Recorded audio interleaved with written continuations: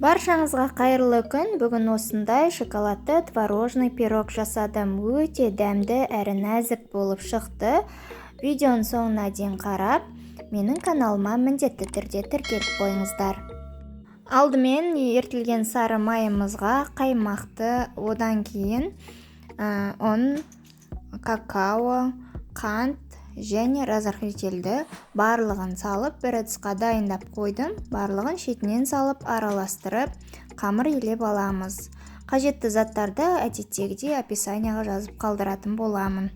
Осылай тестасын дайындап аламыз да холодильникке жарты сағатқа алып қоятын боламыз. Ұнды салғанда шетінен салып отырыңыздар. Менде кішкене көптеу болып кетіп, шамалы құрғақтау болды. Қайтадан қаймақ салып, жақсылап илеп жібердім. Ал тестамыз дайын болғанша дейін салмасын дайындаймыз. Творогқа 2 жұмыртқаны және кукуруз крахмалын қосып, оның үстіне вареный сгущенканы қосып, жақсылап вилкамен немесе блендермен езіп аламыз. Біркелкі масса болғанша дейін. Негізі блендермен езген ыңғайлы, әбден барлығын езіп біркелкі масса дайындап береді. Ал пирогтың тестасын дайындаймыз. Формаға бірден жайып алуымызға да болады, немесе маған осылай ыңғайлы болды. Кішкене жайып алып, одан кейін формамызға пергамент төсеп саламыз.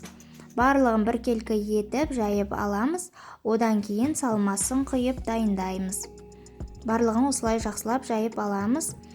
Салмасын салғаннан кейін бетіне екінші бөлігін алып қалған тестамызды чоркадан өткізіп салуымызға болады, немесе тағы да оны оқтаумен жайып, әртүрлі формочкалар жасап әрлесеңіз болады. Мен осы жолы осылай қолыммен тестаны үзіп, осылай әсемдедім.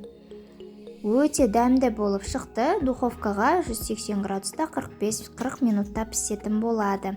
Өте дәмді, жұмсақ болып шықты. Бірінші рет дайындасам да осындай өте дәмді болып шығады деп ойламадым. Сіздер де жасап көріңіздер, барлықтарыңызға ұнайтынына сенімдімін. Асты жұмсақ болып піседі. Ортасындағы кремі ерекше дәмді болып шығады. Бұйырса ертең ерекше дәмді булочкаларымның рецептімен бөлісетін боламын. Каналға міндетті түрде тіркеліп, қоңыраушаны басып қойыңыздар.